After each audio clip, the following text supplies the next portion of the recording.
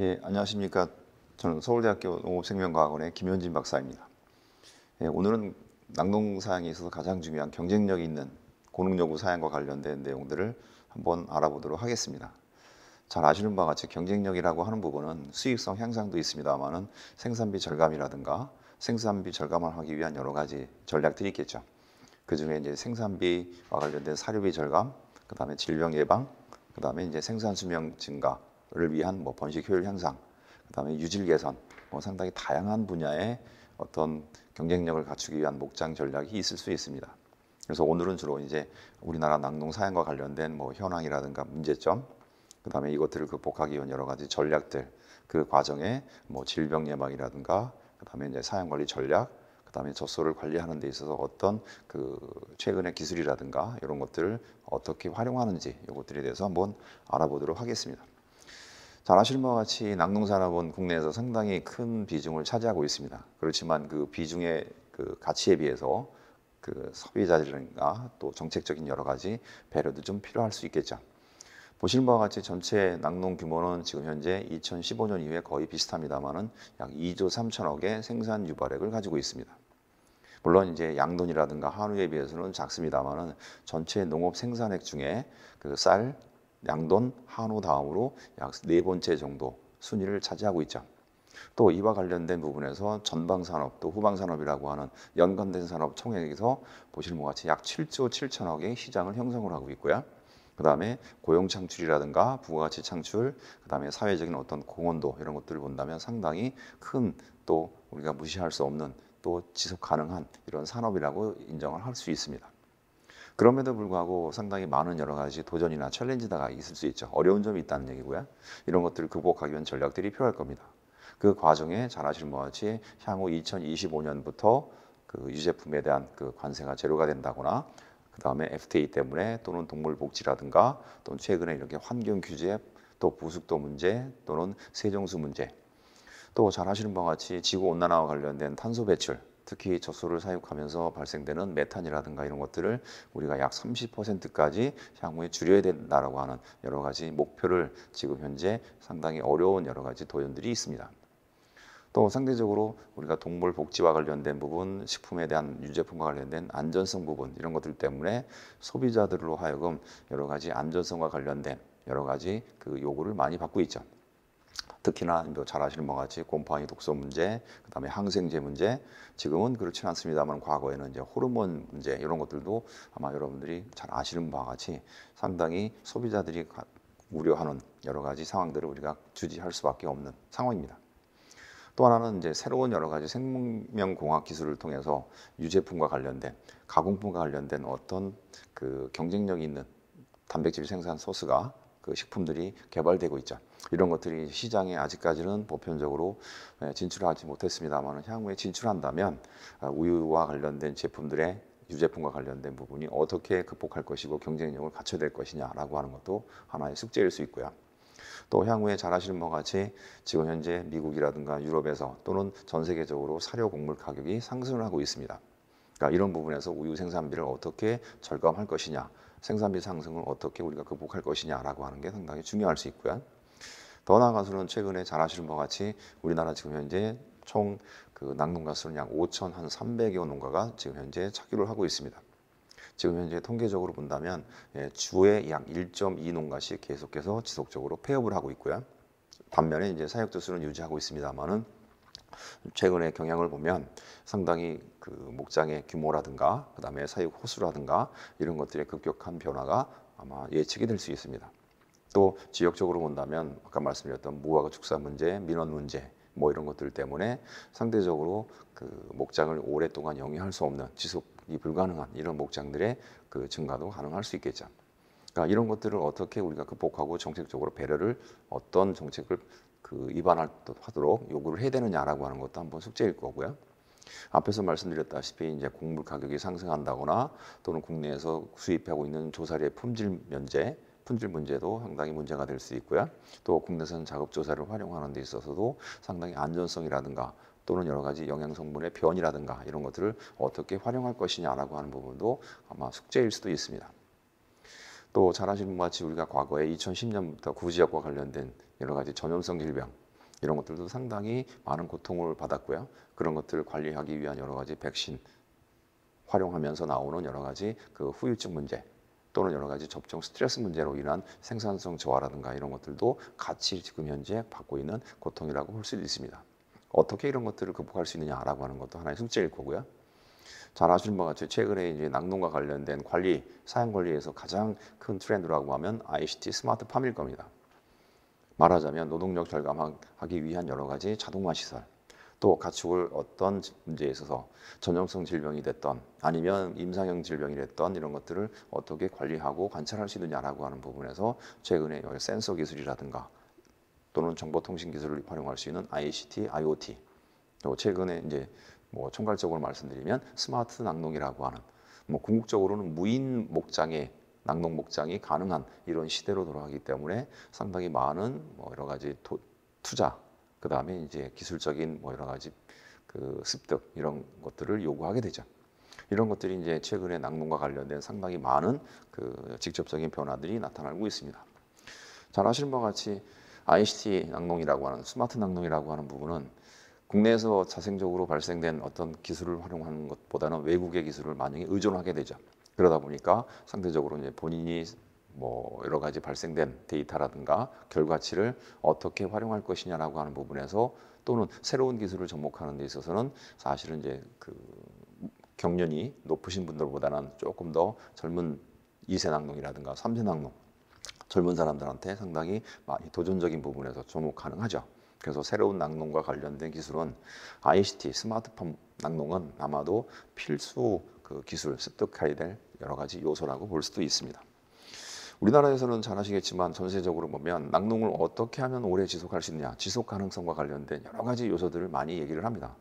지금 현재 설명드릴 수 있는 경쟁력이라고 하는 부분이 무엇이냐? 단순하게 부가가치를 창출을 하고 수익성을 높이는 것만이 경쟁력은 아닐 거고요. 산업 자체의 어떤 존속 가능성, 그것들은 소비자의 요구를 충족할 수 있는 낙농이다. 유제품의 생산이다라고 볼 수 있죠. 그것들이 수입 제품과의 가격 경쟁력도 중요합니다만 품질 경쟁력 또는 안전성, 가장 강조하는 게 안전성이라고 볼 수 있죠. 그래서 보시는 바와 같이 푸드 세이프티라든가 또는 최근에 동물 복지 문제, 최근에 지구 온난화와 관련된 환경과 관련된 친화적인 어떻게 낙농을 할 것이냐라고 하는 게 아마 가장 큰 숙제이고 그다음에 화두가 될 것이다. 그래서 지속 가능한 낙농을 하기 위한 여러 가지 전제 조건들은 일단은 첫 번째는 안전성, 그다음에 동물 복지와 관련된 관리 방법의 자율, 그다음에 세 번째가 환경과 관련된 어떤 지구 온난화라든가 이런 것들을 더 악화시키지 않게 친화적인 이런 낙농 사양이 상당히 중요하다라고 볼 수 있습니다. 또 국내적으로 본다면 우리나라 낙농 사양의 가장 큰 문제는 여기 보시다시피 한 7가지로 대변을 낼 수 있는데요. 첫 번째는 잘 아시겠지만 사료 곡물의 의존도가 상당히 높다라고 하는 수입하는 의존도가 높다. 그래서 자급 조사료라든가 자급 사료원이 부족하기 때문에 생산비가 전 세계적으로 상당히 높은 가장 높은 나라에 속한다라고 하는 게 첫 번째 문제고요. 두 번째는 이제 관리적인 부분에서는 우리나라가 아직까지도 초산분만 원령이 목표는 24개월입니다만은 약 28개월에 가깝죠. 이것 때문에 나오는 문제는 잘 아실 바와 같이 육성우 사육 비율이 약 48% 전체 사육 두수의 상당히 50%에 육박하고 있는 그래서 육성우 생산비가 우유 생산비를 가중하게 되고요. 생산비 때문에 나오는 수익성은 감소하는 문제가 발생할 수 있습니다. 또 이런 것들이 누적이 되다 보면 결국은 전환기 사양에 문제가 생기겠죠. 말하자면 조기 이유를 한다가 조기 권유를 위해서 권유 기간이 길어지는 문제 뭐 이런 것들 때문에 나오는 분만 전후의 대사성 질병 발병률은 상당히 높은 그래서 분만 후 2개월 이내에 도태되는 율이 상당히 높아지는 문제도 발생할 수 있고요. 또 상대적으로 비유 능력에 따라서 또는 계절에 따라서 유성분의 변화가 좀 큰 문제가 발생할 수 있다. 말하자면 환경에 어떻게 적응할 수 있느냐라고 하는 부분, 환경을 어떻게 조절할 수 있느냐라고 하는 부분이 상당히 우리나라는 특히 하절기 때 고온 스트레스와 관련된 문제가 발생할 수 있는 국가다라고 볼 수 있고요. 그다음에 또 하나 문제는 이제 보시는 바와 같이 도태 원령이 도태 산체가 2.83에 불과하다라고 하는 부분입니다. 그러니까 2.83이라고 하는 부분은 결과적으로 생산 수명을 얼마나 오랫동안 유지할 수 있느냐, 산차를 얼마나 오랫동안 지속할 수 있느냐 이것들이 이제 결국은 우유 생산비, 목장의 그 우유와 관련된 여러 가지 그 부가가치를 높일 수 있는 가장 지표라고 할 수 있는데요. 이것들 때문에 결과적으로 육성우도 많이 필요하게 되고 생산비도 많이 늘어나는 이런 문제가 발생할 수 있다. 단순하게 사양 관리가 잘못됐기 때문에 2.83이라고 하는 도태산차가 빠른 것이냐라고 한다면 그것만은 아닐 겁니다. 말하자면 유질의 문제도 발생할 수 있는 거고요. 또 인위적으로 또 육성과 관련된 밀사 이런 것들도 가능하겠죠. 그 다음으로 본다면 이제 번식효율입니다. 일반적으로 잘 아실 것 같이 평균 285일 정도의 임신 기간을 유지하기 위해서는 잘 아실 것 같이 약 80일 전후에서 임신을 하는 게 가장 좋은 방법이지만 현실적으로는 지금 현재 평균 공태일수가 약 180일에 육박합니다. 이것 때문에 나오는 여러 가지 분만 간격 문제, 또 이것 때문에 나오는 여러 가지 그 사육두수의 증가 문제, 이것 때문에 나오는 비용 증가 이런 것들도 같이 대별되는 문제라고 볼 수 있고요. 마지막으로 잘 아실 바와 같이 규모를 지금 현재 지속적으로 확대를 하다 보면 밀사라고 하는 문제, 거기서 나오는 여러 가지 환경 문제, 그 다음에 동물 스트레스 문제, 그 다음에 이제 거기서 나오는 여러 가지 냄새, 민원 문제, 여기서 나오는 도태산차가 낮아지는 문제 이런 것들을 복합적으로 귀결될 수 있다라고 보는 부분에서 여기서 말씀드린 한 7가지가 상당히 중요한 사양관리상의 문제다라고 볼 수 있습니다. 이런 것들을 극복하기 위한 앞에서 말씀드린 대외적인 문제 또 사양관리상의 문제를 어떻게 극복할 것이냐라고 한다면 크게는 3가지의 개선 방향이 있을 수 있고요. 첫 번째는 이제 수익성 향상, 두 번째는 스트레스 요인 제거, 세 번째는 이제 우리가 생산하는 유제품과 관련된 안전성, 소비자의 만족도를 높여주는 방법이 중요하지 않겠느냐. 그래서 첫 번째 수익성 향상을 본다면 생산비를 절감하기 위해서 육성후의 규모를 축소를 시키자. 약 48%의 육성후를 향후 30%까지 줄이자. 그러기 위해서는 도태산차를 약 4산까지 연장하자. 그러기 위해서는 상대적으로 어떤 부분의 사양관리가 필요하냐라고 하는 전략들이 필요하겠죠. 그래서 보시는 바와 같이 초산분만원령을 24개월에서 또는 23개월까지 단축하자, 또는 번식효율을 향상시키자, 또는 쌍태 분만을 통해서 나오는 여러 가지 문제, 도태율이라든가 이런 것들을 제거하기 위해서 쌍태 분만 비율을 줄이자라고 하는 거고요. 또 궁극적으로는 현재 과하게 사용하고 있는 사료 자원이라든가 첨가제 이런 것들을 어떻게 효율성 있게 또는 가장 효과적으로 사용할 수 있느냐라고 하는 부분에서 비용 절감하자라고 하는 전략들이 필요할 수 있습니다. 두 번째는 이제 스트레스 요인 제거죠. 스트레스 요인은 잘 아시겠지만 밀사로 인한 문제가 가장 클 수 있습니다. 물론 이제 이따가도 스트레스와 관련된 여러 가지 요인들을 말씀을 드릴 수 있습니다만은 지금 현재 국내에서는 사육 밀도를 너무 과하게 가기 때문에 나오는 밀사 문제, 그것 때문에 나오는 스트레스. 두 번째가 이제 비유 지속성과 관련된 특히 스트레스를 가장 많이 받을 수 있는 비유 단계라면 분만 전후겠죠. 그래서 전환기 사양 관리를 어떻게 합리적으로 변화시킬 것이냐. 또 권유 기간을 어떻게 조정을 하면서 또 전체 비유와 관련된 부분을 활성화시키고 또는 피크 때 유량을 어떻게 유지할 수 있는, 말하자면 지속성을 어떻게 강화시킬 것이냐라고 하는 문제. 또 준임상형 질병에서 임상형 질병으로 전환되기 이전에 그 어떻게 하면 소의 관찰, 소위 말해서 ICT라든가 스마트 기기를 활용해서 준임상형 단계, 초기 단계에서 질병을 관찰을 하고 디텍팅을 하고 또 처방하고 처치를 함으로써 도태산차를 늘릴 수 있는, 또 임상형 질병이 나오지 않도록 질병 치료 비용을 감소할 수 있는 이런 방법이 중요하지 않겠느냐라고 하는 것도 하나의 숙제다, 그것 관리 방법이다라고 할 수 있습니다. 마지막으로 이제 생산물의 품질 안전성, 뭐 잘 아시는 바와 같이 웰빙 축산물 생산이라고 하는, 그 다음에 이제 안전한 축산물이라고 하는, 또는 그런 젖소의 건강을 유지할 수 있는 상황에서 사양관리 조건에서 우유를 생산하자라고 하는 측면에서 본다면 복지 문제, 그 다음에 아까 말씀드렸던 곰팡이 독소와 관련된 문제, 그 다음에 이제 환경과 관련된 어떻게 하면 환경 친화적인 문제, 지구 온난화를 어떻게 숙제를 해결할 수 있느냐, 메탄을 어떻게 저감을 하면서 갈 수 있느냐, 냄새를 어떻게 하면 줄일 수 있느냐라고 하는 복합적인 환경과 안전성과 그 다음에 가축의 건강, 이 3가지가 중요한 화두가 될 것이다. 이런 것들을 극복할 수 있는 농가, 개별 농가의 전략들이 필요하다라고 말씀드릴 수 있죠. 보시는 바와 같이 젖소개량사업소에서 2019년 12월부터 농가별 서비스하는 항목들 중에 목장의 경제수명 분석입니다. 보시는 바와 같이 전체 약 37만 4천 두의 평균 도태산차는 그 당시에 2.86산이었습니다. 지금 현재는 2.82산으로 하락했고요.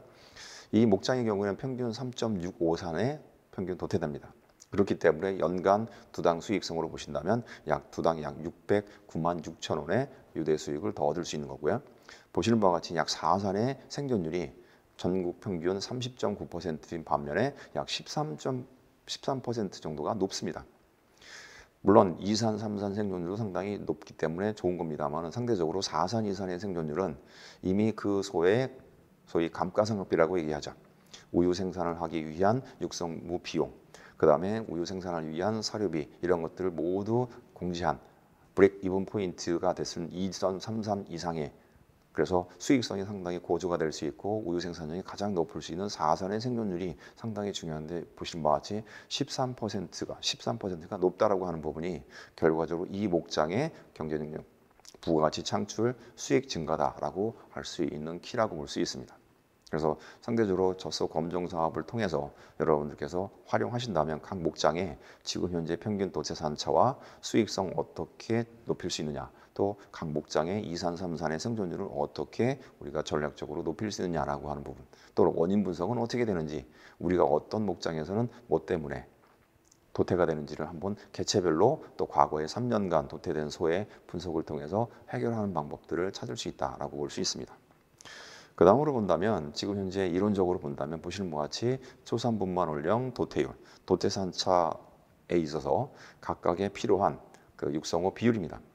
지금 현재 우리나라는 지금 현재 평균 도태산차가 약 2.8산 정도밖에 안 되죠. 2.8산인 경우에 보시는 바와 같이 초산분만 원령이 약 28개월이면 약 52.8%의 육성호가 필요합니다. 상대적으로 전체 사육대수 중에 약 50% 이상의 육성우가 필요한 개체에서 상대적으로 소 한 마리당 육성우가 분만할 때까지 들어가는 생산비 관리비가 상당히 하겠죠.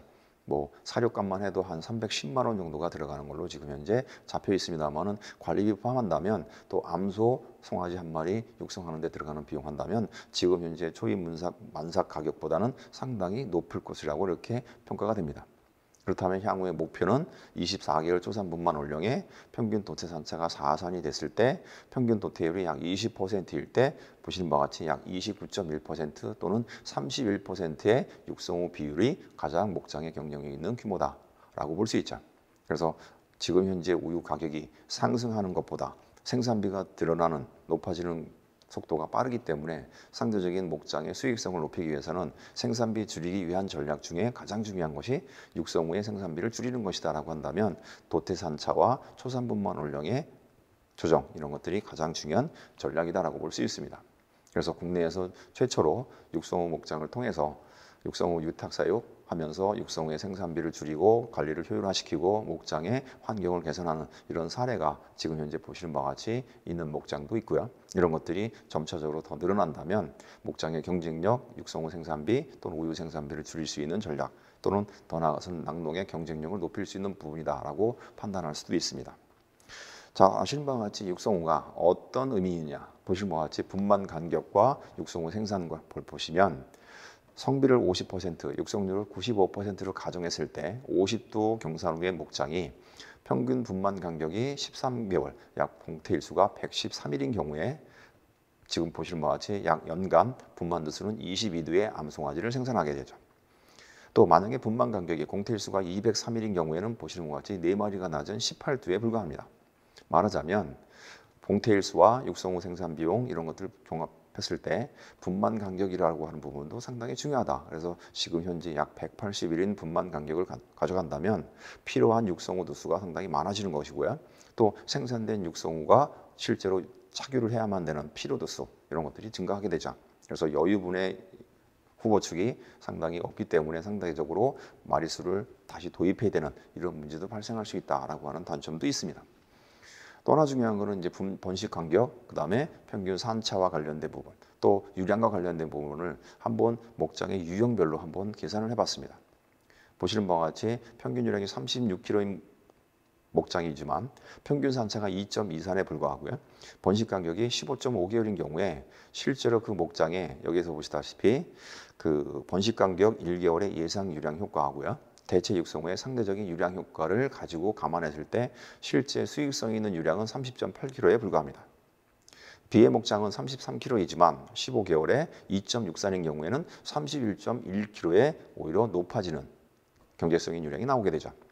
비록 30kg에 불과하지만 상대적으로 14.5개월의 분방 간격, 그 다음에 2.8산이라고 하는 평균 산차를 갖고 있는 목장은 29.8kg의 경제성인 유량을 가지고 있습니다. 말하자면 유량이 높다고 해서 그 목장의 수익성이 높은 것이 아니라 분만 간격과 평균 산차, 여기서 의미는 도체 산차도 같이 포함해서요. 어떻게 관리하느냐가 결국은 그 목장의 경쟁력이다. 대외적으로 보여주기 위한 생산성이 높다라고 하는 부분을 과시하기 위한 목장이 아니라 내실 있는 목장은 비록 유량 생산성이 낮지만 상대적으로 번식 간격, 평균 산차, 말하자면 도태 산차를 어떻게 관리하느냐가 그 목장의 경쟁력이다라고 보시면 상당히 중요한 의미가 있다라고 보실 수 있습니다. 물론 생산비를 30kg 생산하기 위해서 15,000원의 상물비를 제공할 것이냐 아니면 12,000원이냐 10,000원이냐라고 하는 부분은 다를 수 있습니다만은 같은 생산비를 가지고 키로당 생산비를 가지고 있을 때도 보시는 바와 같이 상당히 많은 상대적으로 많은 그 편차가 생긴다라고 하는 부분은 의미가 있다라고 보시면 될 것 같습니다. 그 다음으로 이제 잘 아시는 것 같이 여러 가지 자료들을 가지고 경제성 분석을 한번 해봤습니다. 번식과 관련된 부분, 그 다음에 송아지 생산비와 관련된 부분, 그 다음에 이제 여러분들 잘 아시는 것 같이 권유 기간이라든가 초산부 만원 이런 것들을 한번 종합적으로 했을 때 펜실베니아 대학에서 발표한 자료에 의하면 번식 간격이 365일 이상일 경우엔 일일 약 1,200원의 생산비가 드러나고요. 두당. 권유 기간이 60일 이상인 경우에는 일일 약 3,600원의 생산비가 늘어난다고 합니다. 또 임신 기간의 첫 번째 분만 원령이 24개월 이상인 경우에는 월 36,000원의 생산비가 늘어난다고 하고요. 이런 것들을 가지고 만약에 차기수 수가 50두이고요. 권유일 수가 65일이고 평균 공태일 수가 180일인 경우에 평균 수정횟수 2.5회, 초임 분만 원령이 27개월인 목장의 경우에는 보시는 바와 같이 총 송아지 전체 번식 장애로 인한 여러 가지 관리에 관련된 손실은 약 4,758만 원의 손실이 발생합니다. 여기에 후보 측 암송아지를 50% 생산 비율을 약 40%일 때 가정했을 때는 약 118만 9,500원의 암소 생산비가 발생한다 이렇게 볼 수 있죠. 말하자면 지금 현재 송아지 생산비라든가 이런 것들을 정확하게 국내에서 데이터를 확보한 건 없습니다만은 번식 간격이라든가 그다음에 권유 기간이라든가 초임 분만과 관련된 부분을 감안했을 때 이런 생산비의 어떤 추가 비용 이런 것들을 어떻게 숨어있는 부가가치를 또 비용을 줄일 수 있고 부가가치를 어떻게 창출할 수 있느냐가 결국은 향후의 목장의 경쟁력이다라고 볼 수 있습니다. 본인이 2013년도에 국내 목장 약 180개 목장을 가지고 조사한 바에 의하면 보시는 바와 같이 평균 젖소의 산차가 2산에서부터 5산 이상까지 산차별로 비교했을 때 전체 경제성 유량은 2산의 경우엔 24.7kg였습니다만은 4산 이상에서 큰 폭으로 증가를 하게 되죠. 보시는 바와 같이 3산이 됐을 때 거의 평균 유량과 그 다음에 경제성 유량은 거의 비슷합니다. 그렇지만 4산 이상에서는 육성호 생산비가 공제되기 때문에 상대적인 유량, 실제 유량보다 높아지는 비록 33.2kg이지만 실제 경제성 유량은 37.6kg가 되고요. 5산 이상일 경우에는 31.9kg의 우유 생산이지만 실제 경제성 유량은 40.6kg까지 높아지는 그래서 각 목장의 경쟁력은 결국은 초산, 2산의 두수를 많이 갖고 있는 것이 중요한 것이 아니라 2산, 3산의 생존율이 높아지는 것이 중요하긴 하지만 그것보다 의미 있는 것은 4산, 2산의 생존율, 4산 이상의 그 산차를 가지고 있는 소를 얼마나 많이 확보를 하고 있고 비율을 가지고 있느냐가 결국 목장의 경쟁력이다라고 볼 수 있습니다. 그렇다면 이렇게 4산 이상의 그 생존율을 갖고 있는 소는 거의 대부분이 고능요구겠죠. 그러니까 고능요구란 어떤 의미냐? 단순하게 우유를 많이 생산한다고 해서 고능요구는 아니고요. 보시는 바와 같이 자기 체중의 연간 305일 동안 20배 이상의 우유를 생산할 수 있는 소가 고능요구다라고 볼 수 있습니다. 단순한 의미상으로 본다면 13,000kg 이상이라고 볼 수 있고요. 또 이런 소가 없는 경우라고 하지만 실제로 목장에서는 상위 약 30% 되는 소들을 고능요구라고 볼 수 있죠.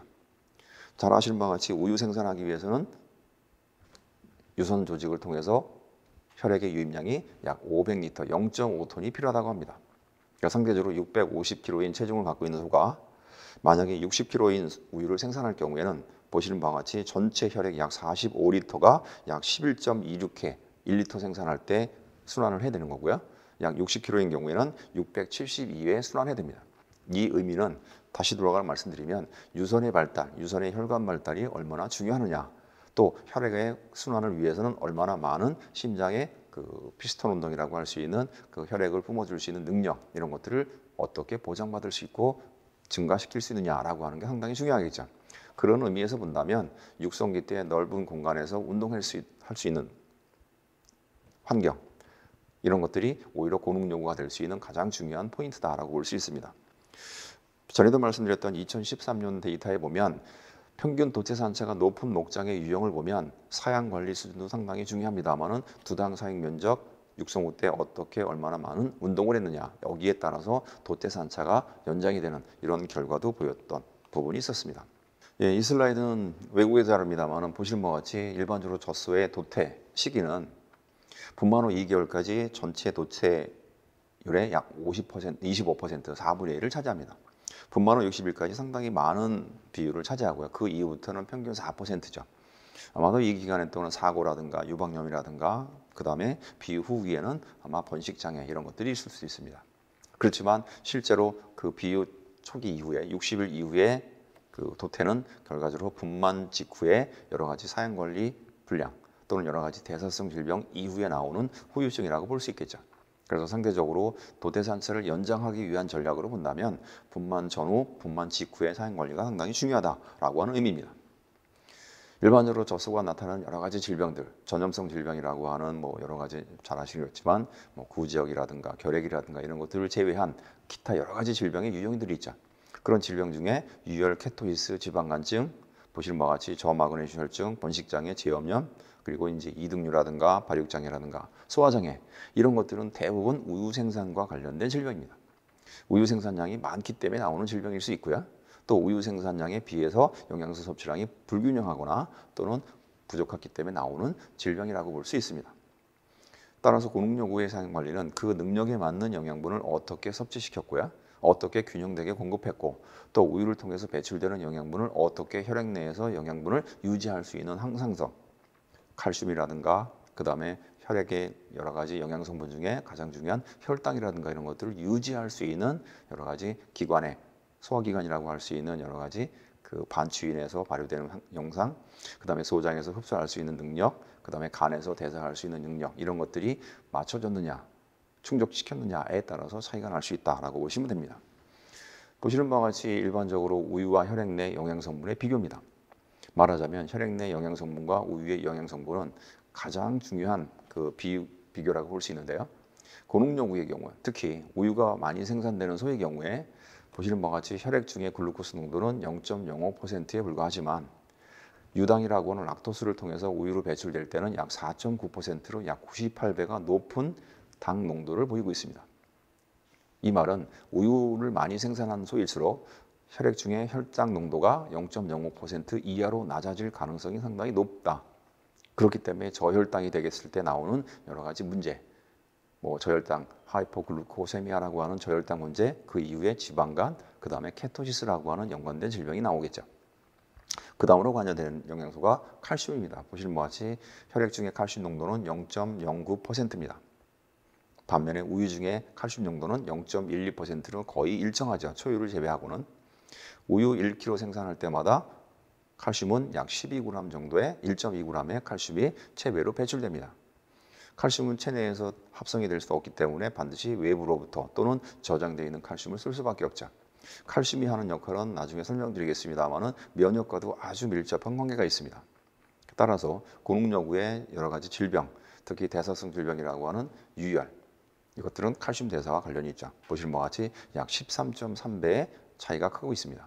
그래서 사실 고능력우와 관련된 가장 중요한 혈액 내 영양소의 항상성 유지는 혈당과 칼슘이다라고 여러분들이 알아두시면 좋을 것 같고요. 이것들을 어떻게 유지할 수 있느냐, 영양소 공급과 체내 대사 과정을 어떻게 원활하게 유지를 시켜줄 수 있느냐라고 하는 게 고능력우를 오랫동안 평균 도태산체를 연장시킬 수 있는 전략이다라고 볼 수 있습니다. 가장 전형적인 우리나라 젖소의 비유 곡선입니다. 보시는 바와 같이 분만 후에 약 한 20일 이전까지는 비유가 유지되다가 갑자기 슬럼프가 오게 되죠. 말하자면 어떤 대사성 질병이라든가 또는 여러 가지 유방염이라든가 이런 것들로 인해서 급격한 저하, 그것들이 치료가 되는 과정에 여러 가지 문제, 이런 것들 때문에 보시는 바와 같이 분만 후에 비유 말기 때 유량이 10kg 정도에서 권유가 들어가는 아주 낮은 문제를 발생시킬 수 있습니다. 그러니까 이런 전형적인 문제는 어디에서부터 오느냐, 특히 고능력우의 경우에는 원인이 무엇이냐라고 하는 것들이 상당히 중요할 수 있고요. 그 원인 중에 하나가 말씀드렸다시피 혈액 중의 영양소 농도를 항상성을 유지시키지 못하는 저혈당의 문제, 저칼슘 혈중 농도의 문제가 아니겠느냐라고 판단할 수가 있었습니다. 특히나 젖소는 분만 후에 혈액 중에 상당히 많은 다양한 형태의 혈액 성분들이 변화가 있습니다. 보시는 바와 같이 분만 후에 유량 증가는 급격하게 증가를 하고 있죠. 반면에 사료 섭취량은 서서히 증가를 합니다. 케토시스 발생하게 되면 사료 섭취량의 증가 속도가 둔화되거나 급격하게 감소하거나 중단이 되는 문제가 발생하죠. 그런 과정에 혈액 중의 농도 보시면 혈당의 경우에는 점차적으로 감소하는 경향을 보였고요. 그 다음에 인슐린 농도는 분만 직후에 급격한 감소를 보입니다. 반면에 혈중 유리지방산 농도, 그 다음에 보신 것처럼 블러드 아세테이트라고 하는 혈액 중 위액을 통해서 흡수된 초산의 농도가 상당히 높아지는 문제가 발생하기 때문에 오는 질병이 바로 케토시스죠. 이런 것들이 회복이 되는, 치료가 되는 이 방법에 있어서는 보시는 바와 같이 혈당이 정상 수준으로 회복하거나 인슐린 농도가 높게 다시 회복하는 농도, 그 다음에 간에서의 대사 속도가 원활하게 이루어지는 경우에 이제 회복이라고 하는, 리커버리라고 하는 이런 단계를 거치게 됩니다. 상대적으로 분만 후에 혈당이 낮아지지 않게끔 유지하는 방법, 또 상대적으로 인슐린 분비 농도를 유지할 수 있는 여러 가지 건강관리, 영양관리 농도, 또 지속적으로 사료 섭취량이 낮아지지 않도록 유지할 수 있는 비위에 비례해서 사료 섭취량을 유지할 수 있는 영양 공급 전략, 이런 것들이 결과적으로 고능력의 케토시스라고 하는 질병을 예방할 수 있는 전략이다라고 볼 수 있고요. 또 하나 중요한 것은 번식이죠. 보시는 바와 같이 번식 효율이 고능력의 경우는 낮을 수밖에 없는 이유도 있습니다. 우유와 번식은 상관관계가 비례하진 않죠. 고능력일수록 번식장애가 나타날 수 있는 확률이 높아집니다. 또 상대적으로 그런 이유가 여러 가지가 있습니다만 보시는 것처럼 발전 강도나 지속 시간이 우유 생산량이 높아짐에 따라서 짧아집니다. 과거에는 발전 지속 시간이 평균 한 14시간, 15시간에 가까웠습니다만 지금 현재 유량이 높아짐에 따라서 불과 3시간에 불과한 이런 발전 지속 시간도 나타나게 되고요. 또 이 원인은 여러 가지가 있습니다만 간으로 유입되는 혈액량이 많기 때문에, 상대적으로 섭취량이 높기 때문에 나오는 문제, 이런 것들이 호르몬 대사에 영향을 주게 되고요. 또 하나는 중요한 게 발견할 수 있는 빈도가 상당히 낮아지죠. 우리가 이제 6시간 간격으로 발정할 것이냐, 12시간 간격을 할 것이냐에 따라서 상대적인 발정 강도, 발정 관찰, 이런 것들이 문제가 발생하기 때문에 번식 장애가 온다라고 볼 수도 있고요. 앞에서 말씀드렸던 프리마틴, 말하자면 쌍태분만도 줄이는 것도 상당히 중요하다고 말씀드렸습니다. 고능력화되어 있을 경우에 특히 보시는 바와 같이 고능력우는 상대적으로 쌍태분만이 많을 수 있습니다. 그 이유는 여러 가지가 있습니다만 보시는 바와 같이 소화기관으로 유입되는 혈액량이 많습니다. 건물 섭취량이 많기 때문에 간으로 유입되는 영양분, 그것들을 소화하기 위해서 혈액이 상당히 많은 양이 공급되고 그 다음에 인플럭스 되는 양이 많겠죠. 말하자면 간으로 비대화되는 여러 가지 문제가 발생할 수 있고요. 이런 것들 때문에 간에서 에스트로겐과 프로게스테론의 대사량이 증가합니다. 상대적으로 혈중 에스트로겐과 프로게스테론 농도가 낮아지는 문제 때문에 발전 강도가 약하게 되고 지속 시간이 짧아지게 되는 그런 것들 때문에 나오는 문제가 보시는 바와 같이 임신율이 떨어지는 거고요. 유산율이 증가하게 되고요. 멀티 오버레이션이라고 하는 다중배란이 많게 되고요. 이때 나오는 문제가 프리마틴이 많이 발생할 수 있다. 이것들의 문제는 결과적으로 사료 섭취량의 증가, 비유량의 증가, 물론 호르몬 사용 빈도도 상당히 영향을 줄 수는 있습니다. 보시는 바와 같이 쌍태분만, 프리마틴은 유량이 많을수록 상당히 높다고 합니다. 여기 보시는 바와 같이 약 한 50kg 이상 되는 경우에 전체 배란된 난자의 멀티 오버레이션 비율이 51.6%까지 높아진다는 결과도 있습니다. 그래서 상대적으로 분만 후에 피크를 치고 있을 때 고비유량을 보일 때 발정이 오게 되면 배란된 난자의 그 멀티 오버레이션이라고 하는 쌍태분만 가능성이 상당히 높아진다라고 하는 게 여기서 입증이 되는 거죠. 상대적으로 분만 간격과 그 다음에 쌍태분만율을 줄일 수 있는 사용관리 전략 중에 하나가 무엇이냐 한다면 피크를 유지하고 있을 때보다, 말하자면 고비유일 때보다는 고비유에서 상대적으로 유량이 감소하는 시기부터 임신을 준비하거나 임신을 시키는 것이 바람직하다. 피크가 60kg이면 상대적으로 쌍태분만이 많기 때문에 그 피크일 때 번식, 분만을, 임신을 좀 피하자라고 하는 게 제 개인적인 추천 방법이고요. 그것들을 기다리기 위한 여러 가지 레스팅 피리어드라고 하는 휴식기도 상당히 중요한 부분이다라고 볼 수 있습니다. 또 하나 중요한 거는 임상형 질병보다는 준임상형 질병은 어떻게 우리가 관찰을 하고 미리 조치를 할 것이냐라고 하는 숙제죠. 보시는 것 같이 바다 위에 떠 있는 빙산은 상당히 커 보입니다만 상대적으로 밑에 잠재되어 있는 90%가 상당히 중요하죠. 드러나 있는 질병보다는 잠재되어 있는 준임상형 질병은 어떻게 우리가 관찰을 하고 디텍팅할 것이냐.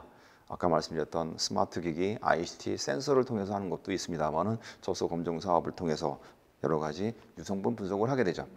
보시는 바와 같이 개체별 유성분 검정 결과를 가지고 유지방과 유단백의 비율, 합, 그 다음에 MUN과 관련된 여러 가지 그 에너지 단백질의 그 공급 균형, 그 다음에 그 소가 비유 일수에 따라서 비유 지속성이라든가 이런 것들을 같이 평가를 해서 실제로 현산차에서 문제가 있는지 또는 지금 현재 권유소 중에 어떤 문제가 발생할 거 있고 분만 후에 도태의 가능성이 있는지를 판단해서 미연에 방지할 수 있는 조처할 수 있는 이런 방법도 저속계량 사업소의 검정 결과를 활용하시면 상당히 유용한 관리 팁이다라고 볼 수 있고요. 실제로 목장에서도 가장 실시간으로 또는 검정한 결과를 인터넷을 통해서 또는 모바일 폰을 통해서 활용할 수 있는 방법이다라고 한 부분에서 아마도 가장 여러분들께 추천드릴 수 있는 방법이다라고 볼 수 있습니다.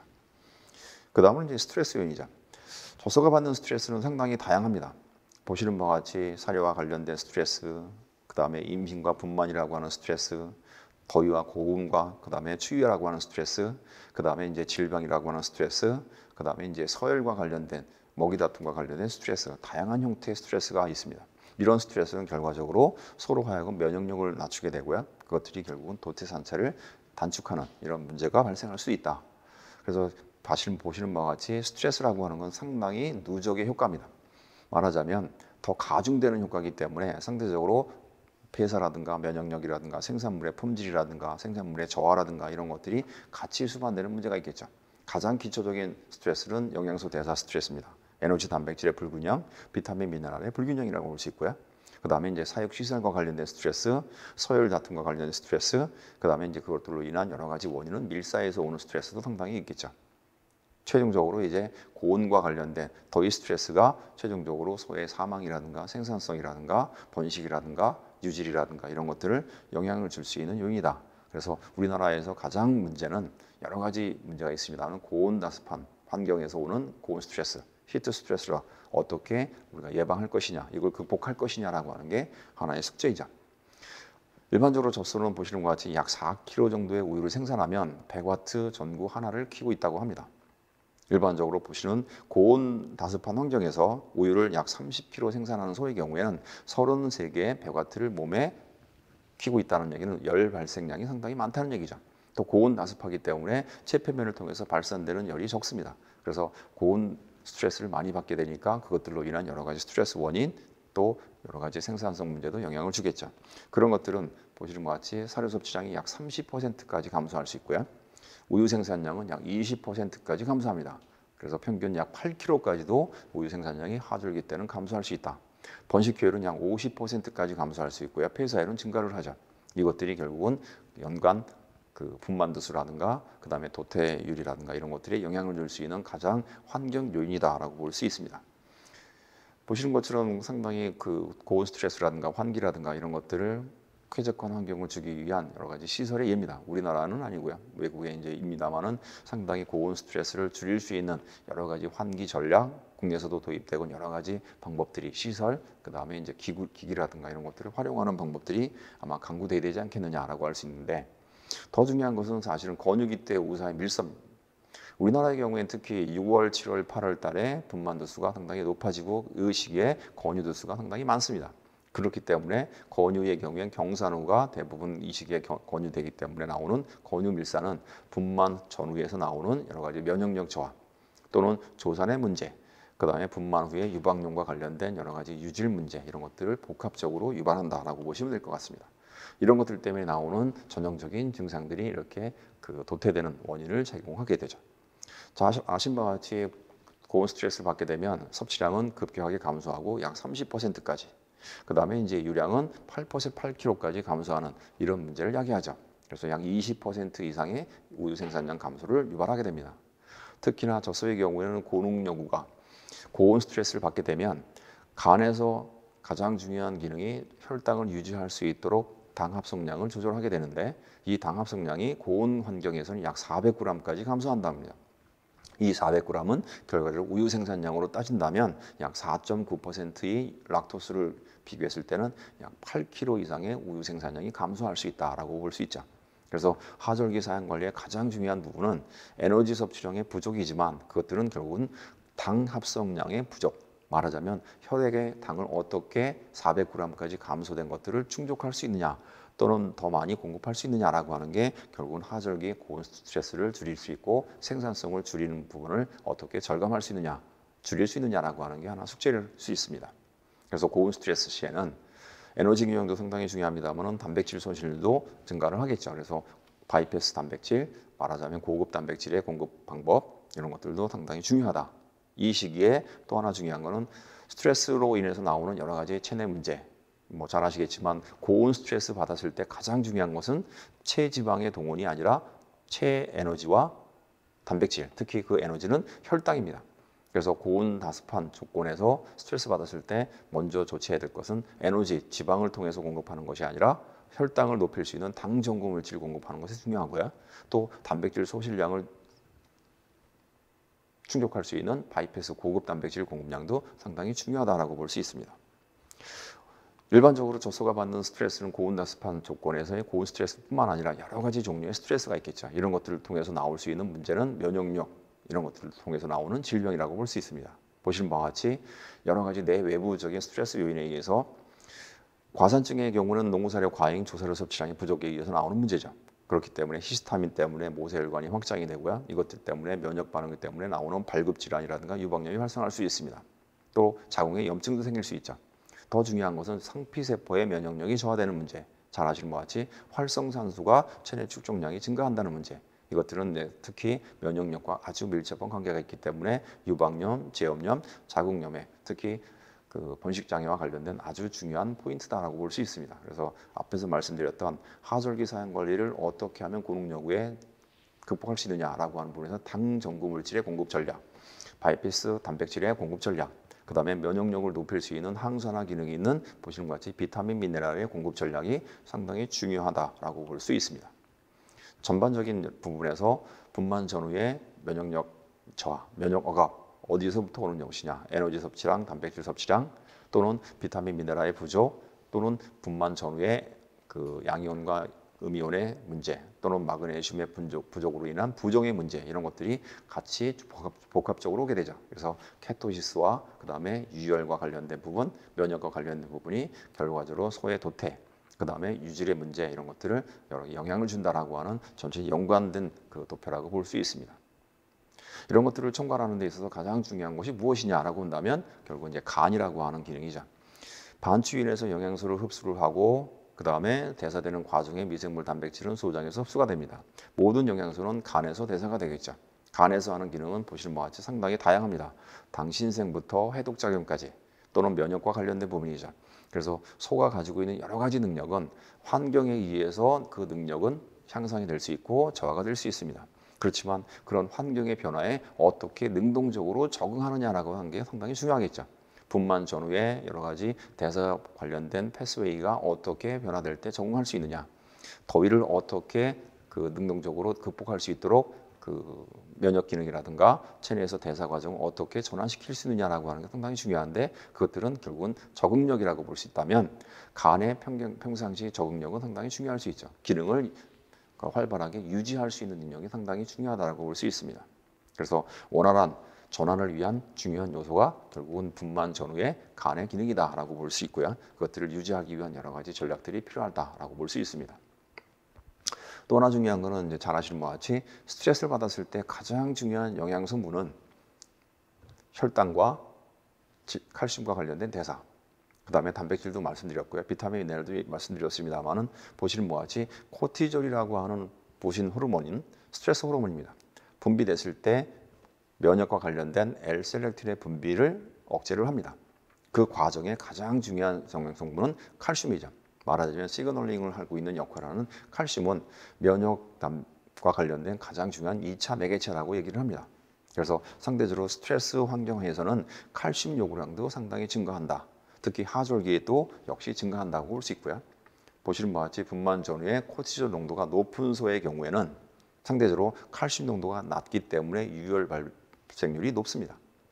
또 상대적으로 고온 나습한 환경에서 더위 스트레스를 받았을 때는 혈중 칼슘 농도가 낮아진다라고 하는 부분이 있고요. 그것 때문에 칼슘의 요구량은 약 30%까지 고온 나습한 환경에서는 증가를 한다라고 볼 수 있죠. 그래서 목장이 더위 스트레스를 받다거나 분만 전후에 여러 가지 문제 때문에 받는 스트레스가 있다거나 또는 밀사 조건이 있다라면 혈중 칼슘 농도를 높일 수 있는 공급 전략 이런 것들이 상대적으로 필요하다라고 볼 수 있고요. 그것들을 활용하기 위한 그것들을 극복하기 위한 여러 가지 칼슘과 관련된 치료 방법이 최근에는 보시는 것같이 주사를 통해서 공급하는 방법도 있고 그다음에 젤이라든가 보로스를 통해서 공급하는 방법을 병행할 수도 있고 또는 사료 내 칼슘의 흡수율을 높일 수 있는 전략들로 비타민과 관련된 같이 병행할 수 있는 여러 가지 전략들이 병행할 수 있다라고 볼 수 있습니다. 또 하나 중요한 건 이제 권유기 사용 관리죠. 보시는 바와 같이 젖소의 경우에 권유의 영양소 요구량은 일반적으로 권유 초기, 권유 말기 이것들은 영어로 되어 있습니다만 이것들을 간단하게 요약을 해보면 700kg인 권유소는 권유 초기에는 곡물 섭취량은 체중의 2%를 요구를 합니다. 약 14kg를 요구하죠. 실제로 국내에서는 곡물 섭취량은 권유 기간에 약 11kg 정도밖에 못하고 있습니다. 상대적으로 집류를 활용을 하거나 동사료 섭취량은 약 4kg에 불과하죠. 그렇기 때문에 상대적으로 약 11kg 정도의 곡물 섭취량이 나오고요. 더 중요한 것은 보시는 바와 같이 단백질 섭취량은 1.75, 약 1750g까지의 단백질 요구량이 필요함에도 불구하고 실제 단백질 공급량은 약 1400g에서 1500g에 불과합니다. 그렇기 때문에 나오는 문제는 분만 이후에 체내에 축적된 단백질을 활용할 수 있는 가능성이 적어진다는 부분 또는 면역과 관련된 부분이 적어진다는 부분 이런 것들이 발생할 수가 있죠. 또 상대적으로 권유 말기 때는 임신 바로 직전에는 보시는 것 같이 약 12.8kg의 곡물 섭취량 또 1720g의 단백질을 꾸준히 섭취해만 되는 요구량을 충족해야 됩니다. 그럼에도 불구하고 권유 말기 때 우리는 어떻게 사용 관리했느냐 실제로 단백질 공급량은 부족했던 문제도 하나의 그 도체산차라든가 분만 직후에 여러 가지 대사성 질병 또 체내에서 동원될 수 있는 에너지의 급격한 지방만의 동원 이런 것들을 그 야기한 원인 중에 하나다라고 볼 수도 있습니다. 또 하나 중요한 건 우리가 사용하고 있는 권유기 때 조사료는 주로 집류를 사용하게 되죠. 집류를 사용하다 보면 보시는 것처럼 마그네슘과 구리, 아연, 코발트, 그다음에 요드, 셀레늄과 같은 항산화와 관련된 면역과 관련된 광물질들이 부족한 조사료를 사용하고 있습니다. 그렇기 때문에 권유기에 사용할 수 있는 여러 가지 미네랄 블록이라든가 또는 첨가제가 있다면 이런 항산화 기능이 있는 마그네슘이라든가 구리, 아연, 그다음에 이제 셀레늄 같은 이런 항산화 기능이 있는 광물질 공급을 추가로 해주시는 것이 바람직한 분만 전후의 사용 관리, 특히 권유기 사용 관리다라고 볼 수 있습니다. 마지막으로 번식인데요. 보시는 바와 같이 번식은 상당히 다양한 형태의 원인들이 있습니다. 번식은 여러 가지가 있으며 전응요구랑 저수태우라고 하는 부분이 단순하게 임신이 잘 안 되는 것이냐 또는 불가능한 것이냐 또는 임신이 된 다음에 그 임신을 유지하지 못하는 것이냐 이것들은 상당히 다양한 형태가 있습니다만 간단하게 뭐 영양장애라든가 면역, 호르몬과 관련된 부분이 우리가 지금까지 언급되지 않은 부분들을 간단하게 설명을 드리도록 하겠습니다. 그 가운데 가장 최근에 환경과 관련된 이슈가 곰팡이겠죠. 보시는 바와 같이 사조 관리가 상당히 불량합니다. 물론 스테인리스를 가지고 사실은 사조를 깨끗하게 관리한다고 하지만 그 관리와 유지하는 부분에 있어서 곰팡이가 발생할 수 있고요. 그 곰팡이 발생된 부분 때문에 나오는 여러 가지 문제가 있습니다.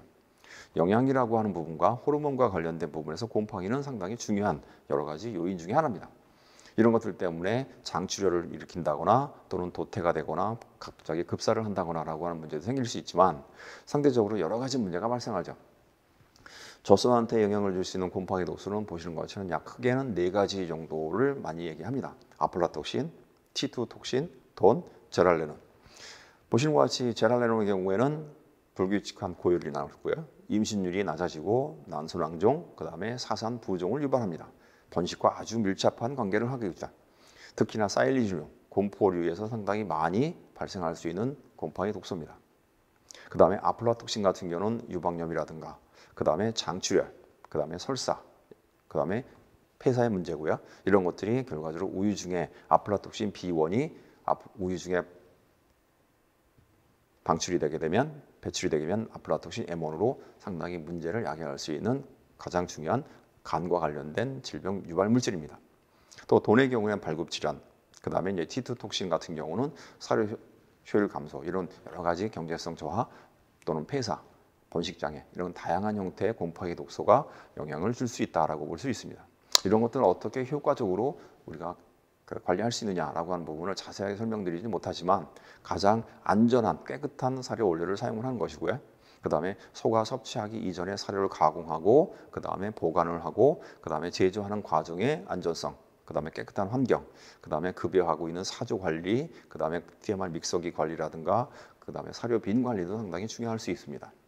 그렇지만 만약에 이제 어떤 문제 때문에 혹여 이런 독소가 소량 들어갔다고 하더라도 이것들을 어떻게 관리할 것이냐라고 하는 부분에서 여러 가지 전략들이 필요하겠죠.